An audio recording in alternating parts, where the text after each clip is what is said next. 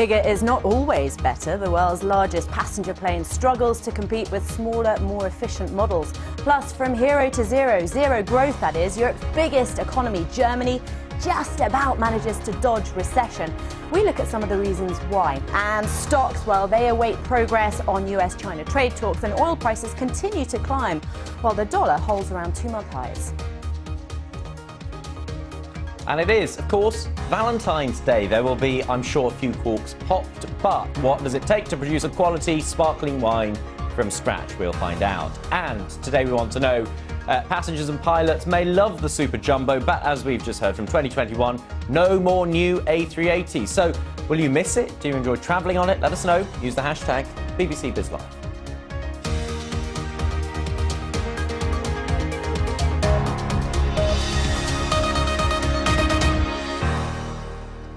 Hello and welcome to Business Live. We're going to start with Airbus because, as you've been hearing today, it's the end of the runway for this particular airliner. Airbus says it is ending the production of the double-decker A380 just 12 years after it was launched. It will make its last deliveries of the aircraft in 2021. Our demand for the A380 has been declining as airlines have been shifting to smaller, wide-bodied jets.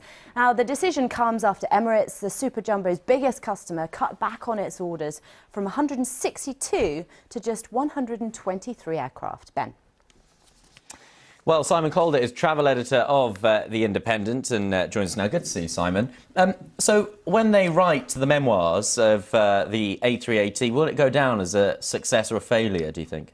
Financially, a failure. In terms of passenger preference, absolutely a runaway success. But unfortunately, the fact that all kinds of passengers, whether they're business travellers or leisure passengers, prefer the roomy, comfortable Airbus A380.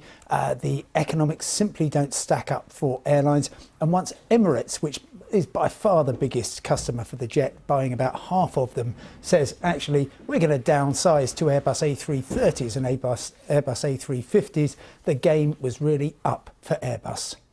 And we're being told that part of the reason is that airlines would prefer to have more and smaller jets that will take people directly to where they want to go, rather than this idea of taking them to a hub airport and then they travel on. Does that mean that whole model within the aviation industry is now busted? No, and most certainly they will continue to connect hubs across the world. Heathrow, of course, it's the best way to extract more capacity when you've simply run out of slots. The same goes for Dubai, Paris, Amsterdam, Frankfurt, all getting crowded, Singapore, Hong Kong, and so on. But the economics just don't work as well as more modern 21st century aircraft using two engines.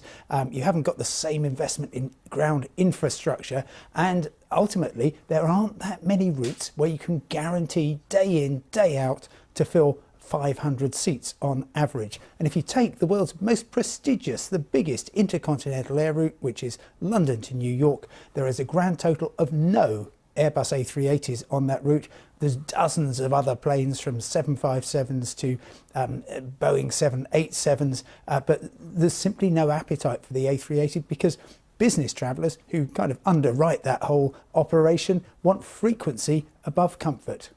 And the economics of the A380 is such, isn't it, that it's profitable when it's full, but every empty seat burns a hole in the finances of airlines. Yes, I mean, airlines are managing to fill more of their planes than ever. It used to be in the olden days, if you filled 70, 75%, you were doing really well, and that was fine. These days, you're looking much higher load factors than that. And the worst sight for any airline executive is a row after row of empty seats. And the A380, if that's flying empty, it's proving extremely expensive. The costs per seat, because you've got 4 engines rather than 2, are simply not as competitive as they need to be. Simon, thanks very much. Of course, the irony is that as a passenger, you just hope for a row of empty seats, don't you? I know. Simon, thanks very much. Simon Callow there. Thanks, Simon. Let's take a look at some of the other stories making the news.